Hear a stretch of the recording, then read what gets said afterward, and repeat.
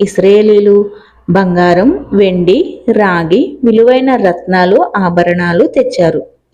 ఊలుదారం, నారదారం, జంతువు చర్మాలు, ఇంకా ఎన్నో వస్తువుల్ని తెచ్చారు.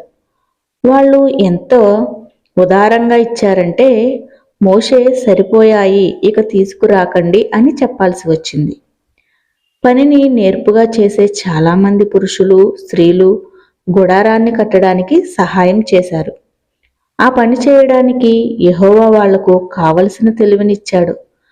కొంతమంది దారాన్ని అల్లారు, లేదా బట్టలు తయారు చేశారు, లేదా అల్లికలు చేశారు.